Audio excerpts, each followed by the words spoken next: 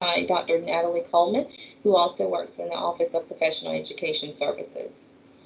This presentation is going to be recorded, so if you or your colleagues would like to view it at a later date, please check our website. We will have it uploaded soon.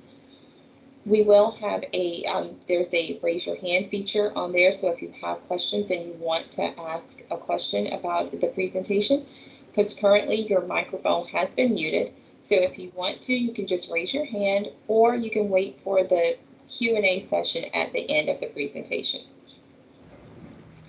Be sure to stay to the end of this presentation. We will be having a drawing. And so at this time, I would like to introduce Dr. Ophelia Desmond. She is going to be presenting to us today the Understanding and Supporting Gifted Students. This session is just going to provide a broad overview about gifted education in Georgia, including the nature and needs of gifted students and gifted identification policy. It will provide information and resources to the classroom teachers about providing social emotional support to gifted students, as well as targeted motivation and differentiation strategies. Dr. Ophelia Desmond is an assistant professor of educational psychology and director of the Center for Gifted Studies at Valdosta State University. Dr. Desmond is a former PK through 12 teacher and earned her doctorate in educational psychology with a focus on gifted, creative, and talented studies from the Purdue University. Her research investigates social, emotional, and motivational aspects of talent development.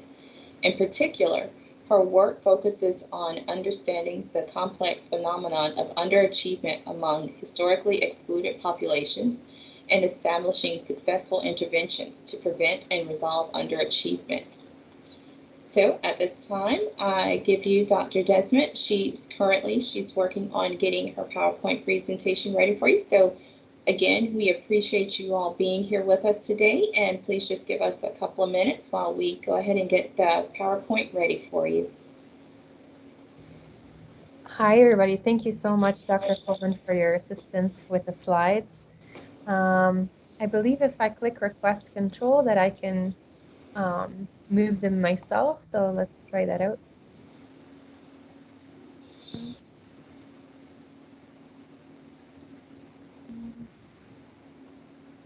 Okay.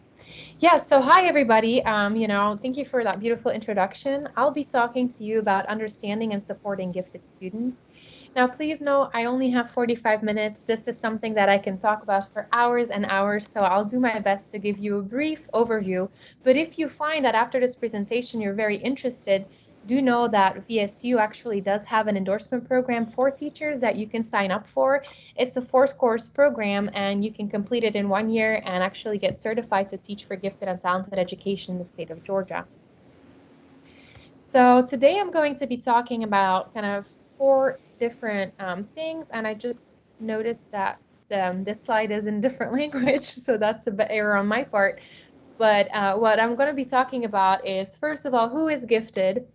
Then I'm going to be talking about, is it true that, and we'll cover some myths about gifted, and then I'll talk about some affective concerns, so social, emotional, and motivational concerns, and we'll finish with how can we help as teachers. So let's start with thinking about who is gifted. And I wanted to give you 2 different stories.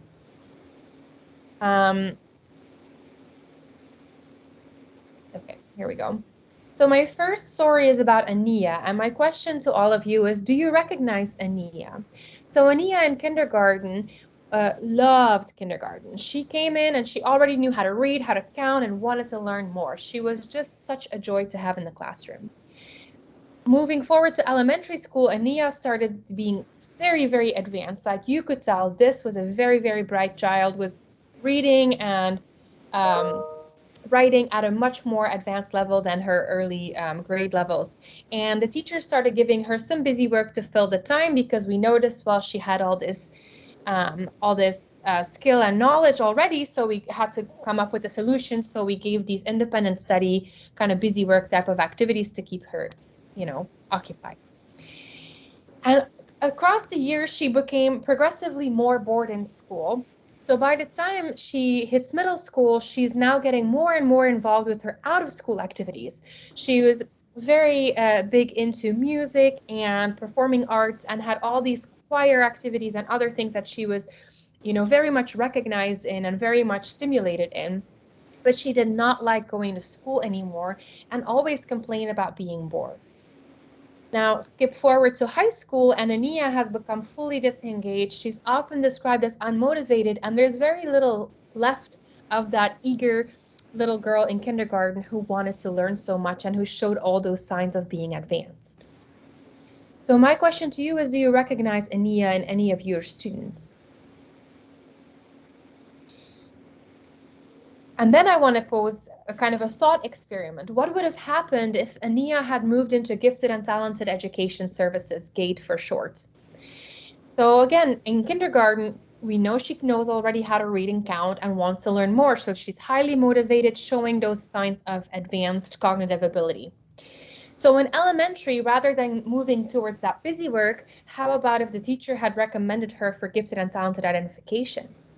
What would have potentially happened then was Ania would have gotten adequately challenged and developed a talent for science, for example.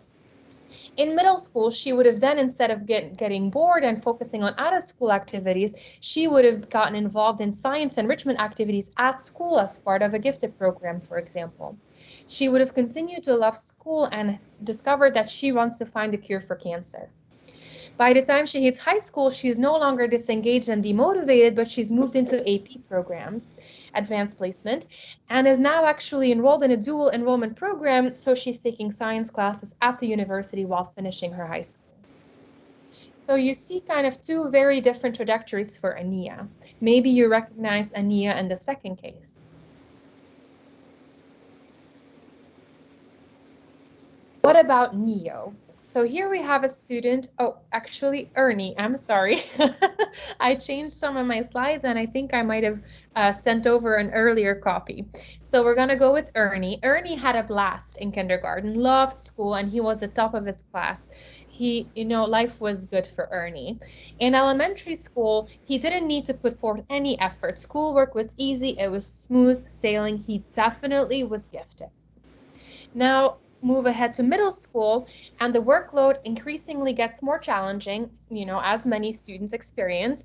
And what happens is Ernie starts to doubt himself. The expectation for him to do well is high because he's gifted after all, right?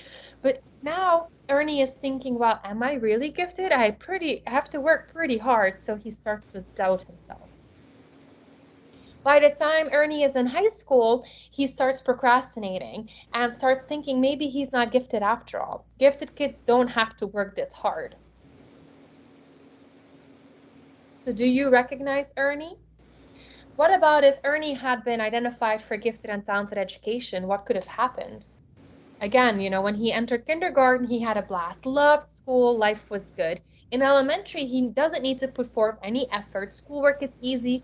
Teachers are convinced he's gifted, and probably recommend him for gifted services. But really, the big change we'll notice with Ernie is actually in middle school.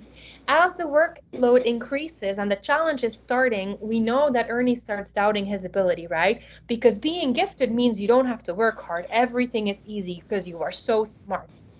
Well, this is the point where the teacher should really take notice and recommend not only GATE services that have cognitively challenging programming, but also affective support, social emotional support, motivational support.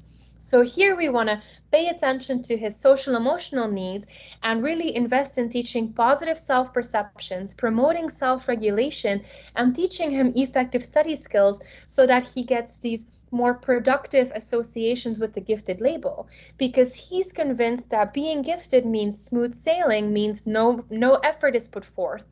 So it's really touching his self-perception by stimulating positive self-perception and giving him tools to be self-regulated and to study effectively. We can kind of avoid this negative spiral of self-doubt. So by the time Ernie is in high school, he now has these skills and is now pretty convinced he's still gifted, but he also knows that gifted students have to work hard, and he has the correct tools to successfully navigate high school. He is now confident that he will be accepted to a good university in his chosen field. So maybe that's a version of Ernie that you recognize. So both these students are gifted, and both these students, can benefit from specific services for their needs for being gifted.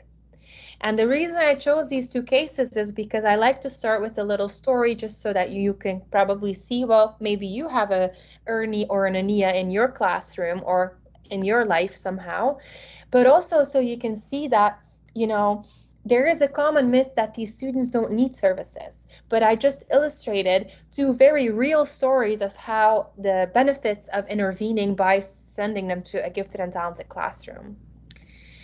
So I hope you can see that there might be some benefit, but if not, don't worry. I'm confident by the end of my presentation, I can convince you that gifted students need some supports as well. In the state of Georgia, gifted education students are defined as students who demonstrate a high degree of intellectual and or creative ability, exhibit exceptionally high degrees of motivation, and or excel in specific academic fields, and who need special instructions or special auxiliary services. So it's important to note that we don't need to meet all these different criteria in the state of Georgia, but we do need to have at least 2 out of the 3. So a student can be less motivated but still show intellectual ability and achievement and be recommended for gifted services, or the other way around. Someone can be highly motivated and have high achievement but may not be very creative. So as soon as a student meets 2 of these 3, they may be recommended for gifted services in the state of Georgia. Now, Georgia is actually a great state to be gifted in because, according to a study done by my colleagues at Purdue University, Georgia has state-funded gifted identification and services. So the state requires that all schools not only identify but serve these students. However, the same study also created a little report card for each state in the United States and DC, and they found that Georgia is actually not that great. So it's great in terms of access to identification because it's state mandated that everybody needs to have access to identification regardless of the school you're in. So we got an A, first place, yay for us, right? But what we also found is that in terms of equity of access, we're not doing so great. We're actually ranked 41st in all the states and DC. So let me zoom in a little so you can see better what I'm talking about.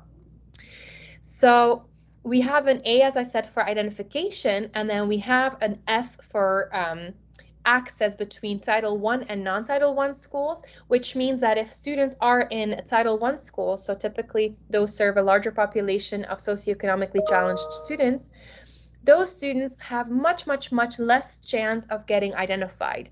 Actually, if you're in a non-Title I school, you are 42% more likely to be identified for gifted services than if you are not. And if you knew, in Valdosta area, I think all our public schools qualify as Title I, so our students actually don't have a great chance to be identified for the talent they have. So another thing that I wanted to highlight is about racial disparities. So in the state of Georgia, white students have 3 times more chance of being identified as gifted and talented students than Black youth. So that's another problem we want to be aware of as educators, that we know Black kids have talent too, but because of the instruments we use and the ways we identify, we sometimes forget them.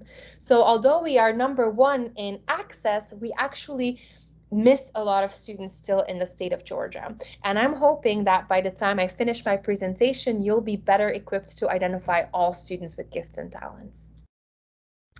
So let's look at a few myths about gifted education. So is it true that gifted students don't need help? They'll do fine on their own. Well, that's a common myth, and it's actually not true. What is true, however, is that we send star athletes for training for the Olympics we send them with a coach, right? We don't withhold instruction from them because they are star athletes. We know that they need even more support because we want them to do even better.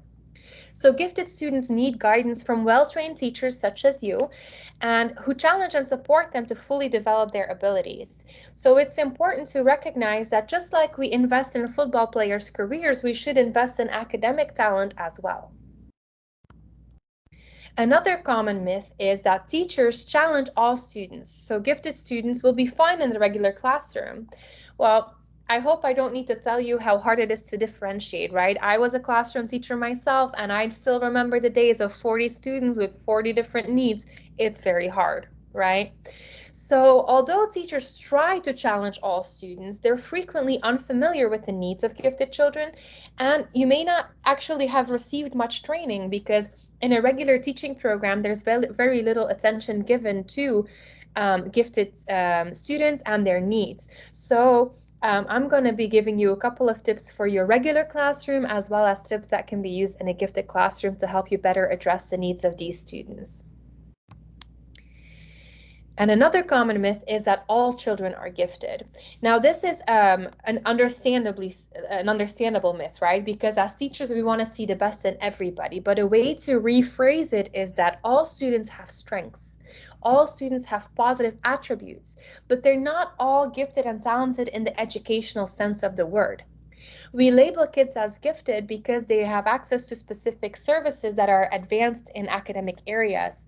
And not every student needs those advanced services, right? So although everybody has strengths, not everybody needs advanced services for, for learning or for specific academic domains. So that's just a way to rephrase it so that we can work within the system of the state of Georgia where we do have separate programs for gifted students.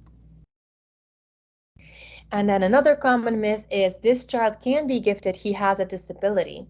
Well, I hope that, if you didn't know that you know now that we have the word called twice exceptional or multi-exceptional. So some gifted students may actually have a learning disability or another disability.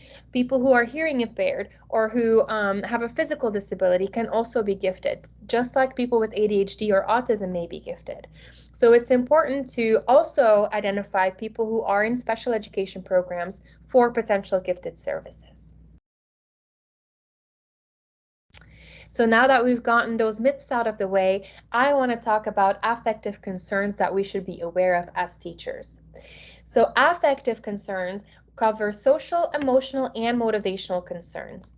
And to kind of talk to you about that, I want to point out that up to 50% of gifted students will underachieve at some point in their school career. So it is very important to be aware of the students early on, recognize them and support them to avoid them underachieving. Because 50% is a lot, right? That's a lot of lost talent. I always ask people, what would have happened if Bill Gates never achieved what he did, or Oprah Winfrey? What if she never became, the superstar that we know her to be, businesswoman? How many people would not have a job? How many people would not feel represented in media? These are people that if they had underachieved, it would touch much more than just the individual. It would have really impacted, a larger field and communities. So there's kind of 5 types that I've developed for you to be on the lookout for. And it's the likable one, the anxious one, the perfectionist one, the autonomous one, and the procrastinating one. And these are kind of 5, more stereotypes, but they serve as an educational tool for you to recognize different needs of students and how you can address them. And these needs are not exclusive to gifted students, but we do know from research that they tend to be more prone to fitting one of these profiles. Now, keep in mind, our job is not to label kids as a likable one or a procrastinator. It's just a tool for us to identify a need and serve these students, right? So the likable one is the type of student that you want to have 100 of, right? They're the teacher's pet, but with an edge. They're very conscientious. They typically are the type of student who does what they're told, show up when they have to, or quiet when they need to be. But they tend to be what's called a relative underachiever. These are often girls that, they tend to kind of get by, score average, above average, maybe, even a straight B student, a straight A student even.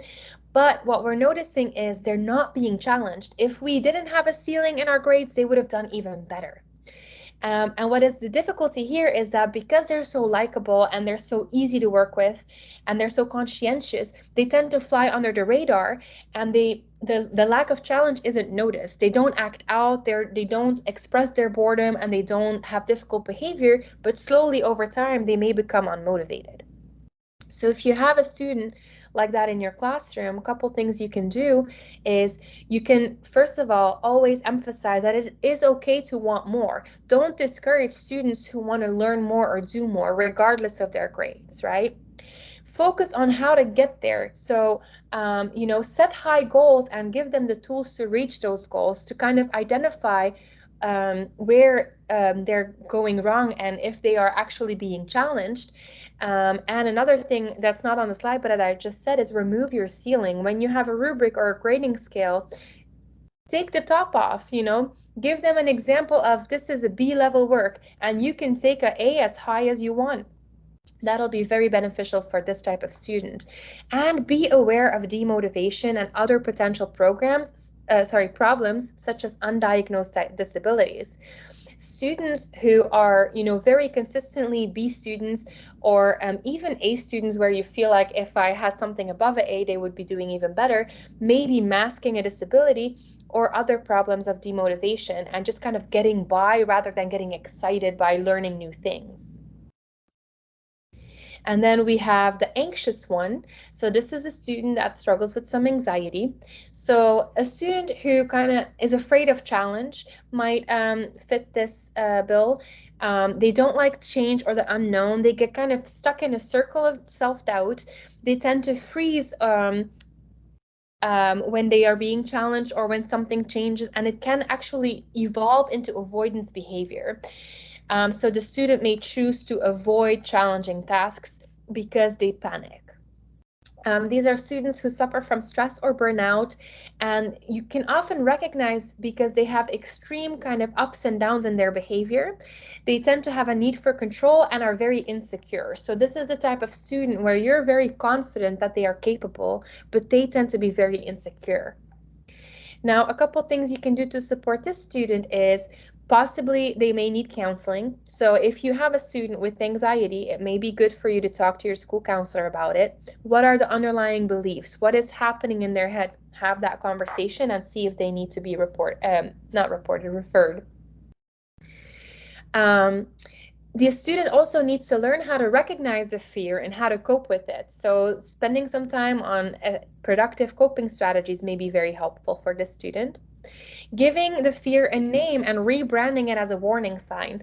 I used to tell my students, you have this little dragon on your shoulder, and whenever you get scared, that dragon starts spitting fire because he's not intimidating you, but he's alerting you that there is danger. So fear can be a good thing. However, if that little dragon becomes a huge monster that you're now running away from, that's when it's a problem and we need to start talking to some adults about it.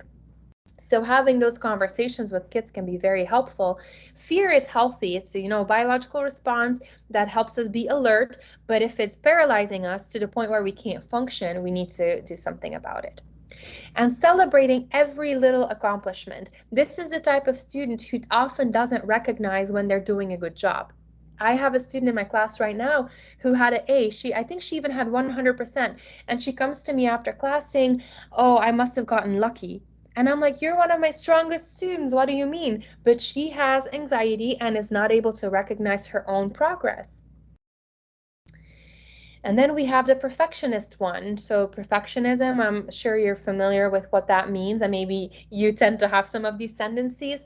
With little kids, I like to say the perfection infection, and we talk about it a lot. But so this student tends to have some neurotic behavior. They can't see when something's finished. Like they will always want to do more and better. If it's not perfect, I don't want to do it at all.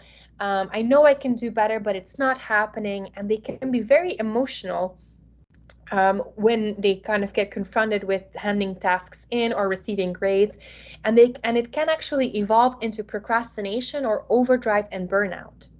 So you can support perfectionist students by empathizing with them, validate their emotions and frustrations, recognize that there is a healthy type of perfectionism, but we need to stay away from that negative, unhealthy version where we go into overdrive. Provide clear goals and help them acknowledge when they reach those goals. So this is where rubrics and example papers can come in handy because they can see this is what I'm working towards. Focus on effort. So you may be familiar with the saying that we should be process oriented rather than product oriented. And don't add to the pressure. It's okay not to be perfect, but it's not okay not to do your best. So that's an important distinction. We don't want to pressure students, but we want to make sure that everybody is doing the best they can. And then our last type is the autonomous one, or sorry, not last, second to last, the autonomous one. This is an unorganized student, or the unmotivated type. Very autonomous, can evolve into distant even, and they're kind of the tiny adults who enjoy independence, but it can over time kind of get to a point where it becomes aggressive, coercive, or manipulative. And I'm a big Eminem fan, so there's a quote in one of his songs where he says, I act like the shiitake doesn't face me, but inside it drives me crazy. My insecurities eat me alive. And that is often what happens with this autonomous one. This is very common among boys. They start getting the stuff exterior, but really they are suffering underneath. And when we label them unmotivated, it can be so detrimental to their self-perceptions, right? So rather than unmotivated, let's recognize that they have a large sense for need for autonomy, and how can we stimulate that need more to get them to be motivated again. So here my biggest advice would be, whatever you do, keep the faith. I have a couple of students like this where I literally told someone last week, I'm going to drag your butt over to an A even if you have to sit with me an hour every day. Like, I am not letting this go. You do not get to give up, right? Do not, give up on them. Keep the faith. They have lost the idea that hard work will lead to success. So over time, these kids have become bored or demotivated, or they don't value school or education, and they're relying on you to re-show them that there is value in education and that if you work hard, it will lead to success. Another important tip here is to listen. A lot of times these kids have reached a point where they don't believe that's what working for other students will work for them. So we have to listen to them and kind of use their language to rope them back in. And be aware of negative views from other teachers and learn how to counter those. So as I said, right, these students get labeled as the unmotivated ones because they lack challenge. And it's really important to be careful with the language you use, because unmotivated is, first of all, a very negative label, but it's also very much putting it on the student. Whereas if we recognize that it may be due to a lack of challenge or a need for autonomy, we as teachers can then provide that challenge or provide that need, stimulate that need for autonomy. And then lastly, we have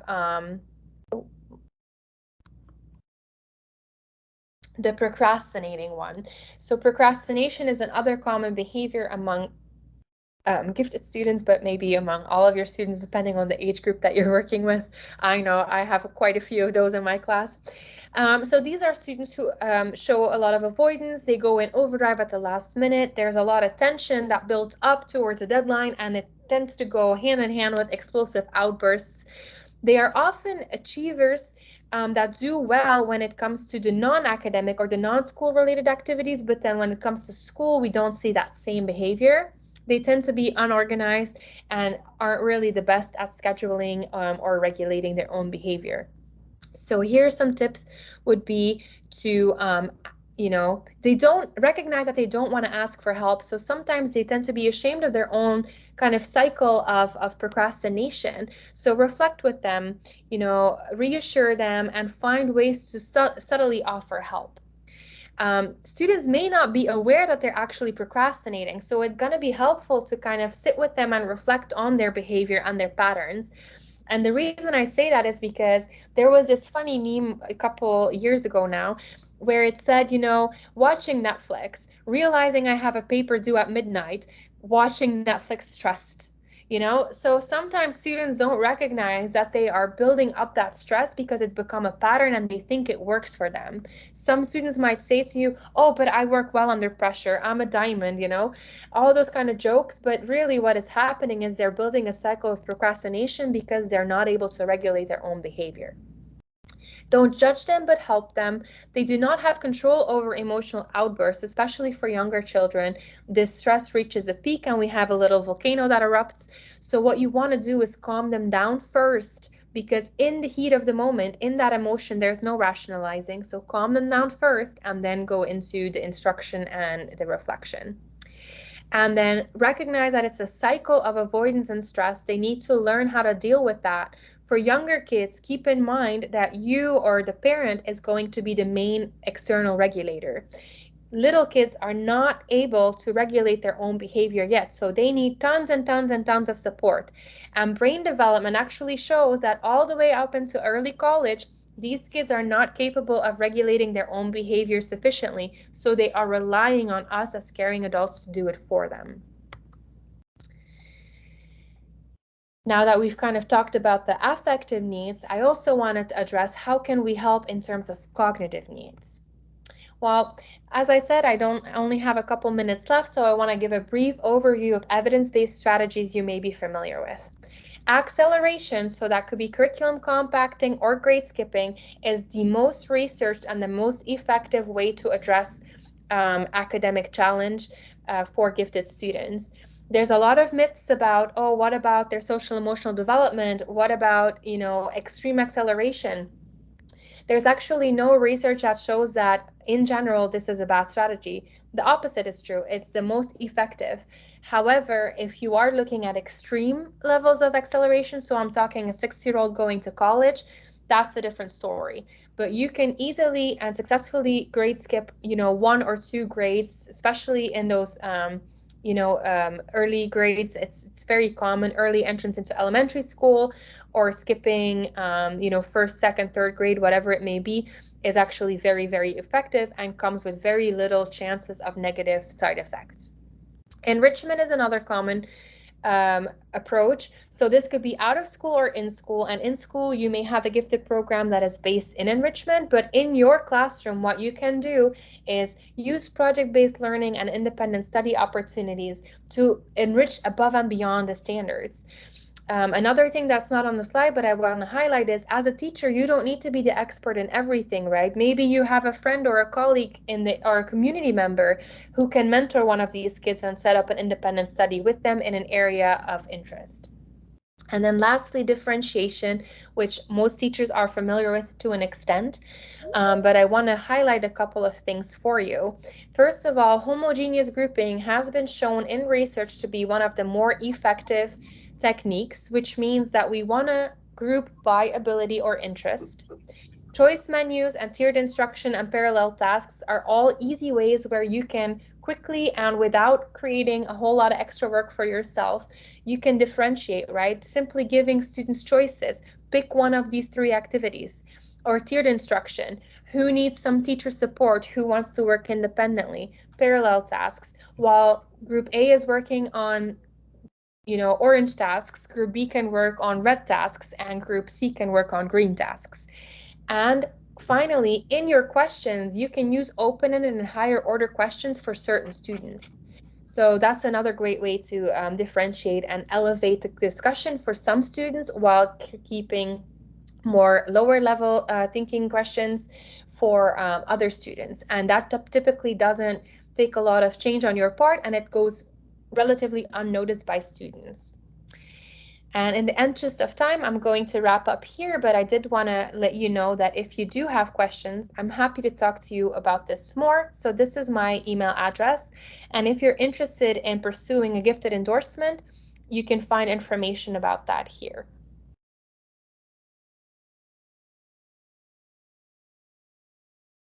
So thank you. If we have time, I'm happy to answer questions. Well, thank you so much for that. Does anybody have any questions? You're welcome to raise your hand or write something in the chat. We do have the chat open for you. You're welcome to post something there or raise your hand and I can unmute you or anything like that. Any questions?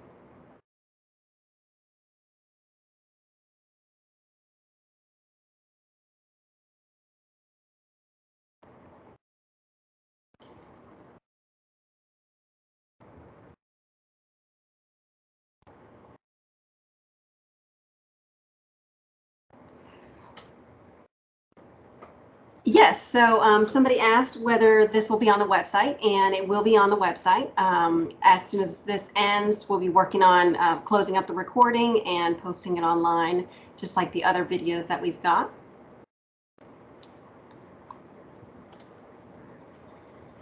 Also, maybe Dr. Desmond, do you mind maybe kind of talking about, we have gifted schools and then we have regular classrooms that have gifted program. Do you want to comment anything on that, or maybe some differences in the two programs, or anything about that topic while we have just a couple more minutes? Give them Sure. Yeah, so a lot of times parents or even teachers ask me, should we do full-time ability grouping, such as a gifted school, right? And there are some benefits to that, but there's also plenty of benefits of having pull-out programs or other kind of small-scale programs in public schools or private schools. I mean, regular schools, I should say, I guess. So a couple of things to consider when you're making a choice or a recommendation is, first of all, the need of the child, right? And then second of all would be kind of your objective. So the benefit of staying in a public school is that you learn and build skill around interacting with everybody, right? The benefit of heterogeneous grouping is that you get to be in a group where people with all sorts of different needs are all together. That's typically the idea behind inclusive education, right? So there's nothing wrong with that, but we do need to make sure that everybody's needs are met. So in inclusive classrooms, we do need to have the support for teachers to successfully address everybody's needs. The biggest kind of drawback from gifted education programs in your typical school is that there's only structurally or administratively so much time. So typically what will happen is there's a pull-out program a couple hours of the week. And the downside of that kind of program is that students get fully challenged, fully have their needs met for those couple hours a week, and then the rest of the time they are stuck, so to say, in the regular classroom where teachers may not have the time or the means to address those needs the same way. So you can see how that might cause some frustration, right? It's like someone telling you, oh, try all these nice candies, but then you can't really, let me say the metaphor differently. It's someone inviting you to look at the buffet, but you can't eat it. That's kind of what's happening, right? So that would be kind of the biggest thing against, a biggest argument against purely relying on pull-out programs that are only a couple hours a week. However, there is a push within the research field to do what's called school-wide enrichment approaches. And the benefit of those programs is that everybody, regardless of their identification, has access to some enrichment. And then we have services specifically for those who are gifted and talented. It's very similar to response to intervention, the triangle or pyramid model, but for gifted. So those actually have been well established and shown to be very, very effective models for regular schools, where you have enrichment opportunities for everybody, and then opportunities for some and even fewer people. The benefit of a magnet school for gifted students, for example, would be that they are typically have access to trained teachers all the time, and their needs are met more adequately. So that would be a big benefit there. But there's some people who will argue, well, aren't you taking away opportunity for them to practice social skills with other people? So that's kind of where you have to make sure that as a parent and educator, you make sure they turn into well-rounded people, right? And I see a question in the chat: is assessment for gifted students differentiated as well? So differentiated in what sense? I'm going to start talking, but feel free to elaborate if I'm not on track with what you're asking. So I would say that your identification and your programming should be aligned. So what happens a lot is, back in the day, people would be like, oh, let's look at IQ only, and then anybody who had a certain IQ should go into gifted. Now we know that it's a little different. We need to look at domains and talents, right? So someone who let's say there's a school who has an English language arts program for gifted students, they should not identify gifted students in math, right? Because the program is in English language arts. So they should focus on identification that identifies students with the talent in that program area. Does that make sense? So in that sense, I guess you could say it should be tailored to whatever services you're offering. If that was not where you were going with that question, feel free to correct me. Yeah, and definitely feel free to post anything in the chat or raise your hand if you want to speak. And oh, yes, I see she's raised her hand. So let me see. One moment. Hello, hello. Can you hear me? Hi, Yes. Yeah, so my question was not about really identification, though this helps. What you answered was helpful, but evaluation. I mean, their academic evaluation, the skill evaluation. When you're doing assessments, when you're doing evaluation in classroom, do you recommend a different kind of? I mean, like you said, open-ended questions was a simplistic way of doing it, but could there be a different way of Yes. evaluating which kind of addresses their needs? Yeah, so typically what's recommended for assessment for gifted programming would be as much as authentic as possible. So I just was working with a teacher who teaches history, and I said, you know, how do historians typically showcase their knowledge and skills? And he said, oh, well, you know, they work in musea, they work in archives, they create presentations, and they create exhibits. And I said, well, then we should really create an opportunity for students who are doing this enriched history curriculum to showcase their knowledge in those authentic ways. So he had his students create a museum exhibit. So that would be commonly recognized as a good technique, not just for gifted, really for anybody, but specifically it's interesting for gifted because we're going above the standards. So we have more creativity and room to kind of do what we want. So we want to emphasize authentic assessment. And another one would be portfolio assessments. So trying to come up with more than just your typical pen and paper assessment. The higher order thinking is what you want to target. So creating, analyzing, and evaluating. Did I say that right? I hope so. So Bloom's taxonomy, right? Those top three. We want to target really that higher order thinking. So encourage critical, wise, and creative thinking with your students. And you can do that in assessments by creating questions that are oriented towards those as well. So that's definitely a way to differentiate there as well. And in general, what I would say is if you are going above the standards, is your assessment should be above the standard, right? So if you are a third grade teacher, but you have students who are working and engaging with material that is a 4th or 5th grade level, you should assess them at the 4th or 5th grade level, not just the 3rd grade level. So that way you should differentiate as well.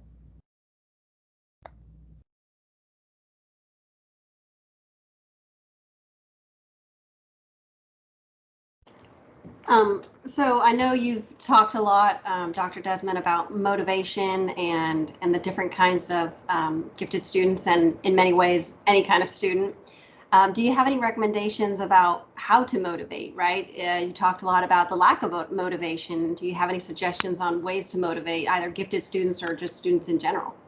Yes. So the interesting thing about gifted education is that whatever works for a gifted student typically is, you know, effective for any student, right? So when I talk about motivation, I often refer to self-determination theory, or expectancy value theory. So there's kind of two different approaches to the same problem. One would be to recognize that everybody has three basic psychological needs: the need for autonomy, the need for competence, and the need for relatedness.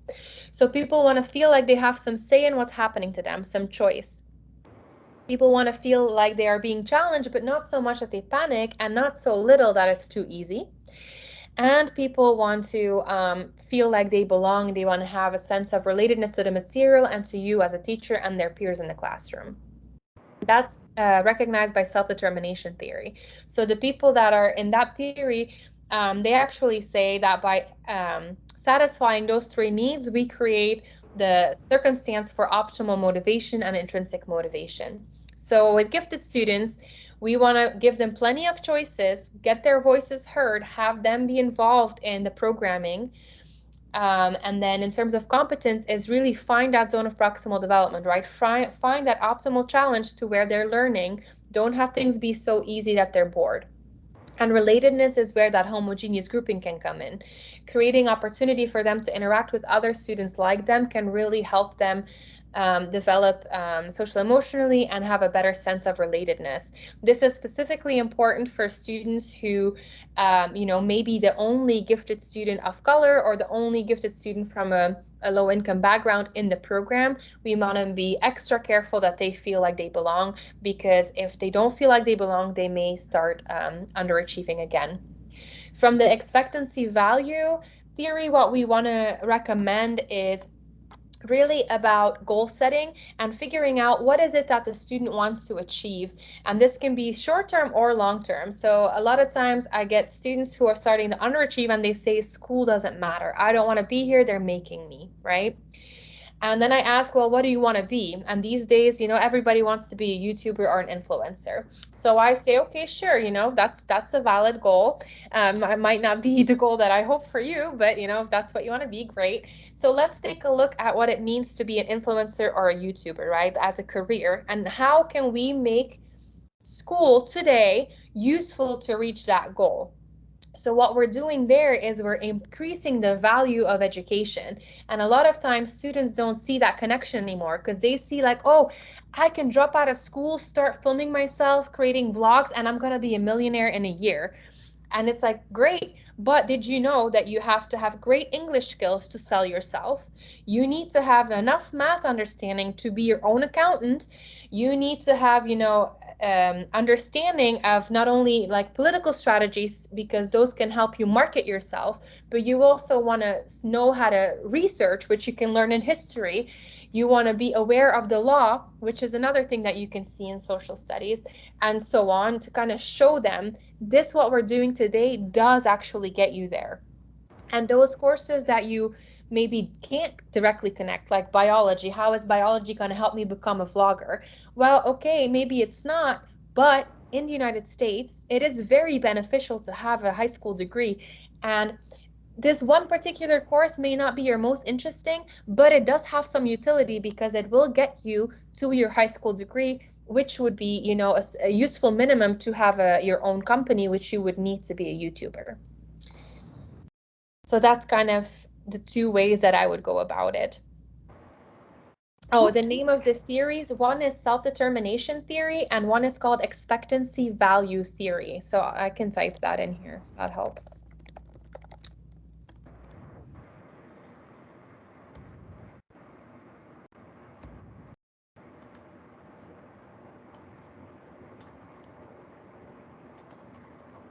And if you are not familiar and you would like to know more, you're welcome to email me and I can recommend you some papers, because these are, both of them are, I think, over, well, now probably 40 years been researched, right? Because I think they started in the 80s. So there's plenty of good, useful research for teachers on both of these theories.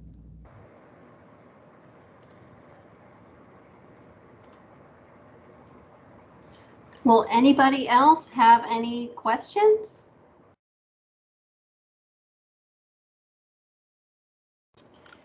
Well, thank you so much, Dr. Desmet. I really appreciate the presentation. It has been great. And so now's the time for the drawing.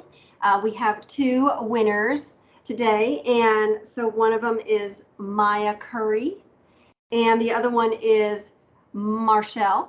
I do not know that person's last name, but if you don't mind maybe putting it in the chat, I will reach out to you and find out where to send this gift bag. So thank you so much for attending, and please feel free to reach out to, thank you, Marshall.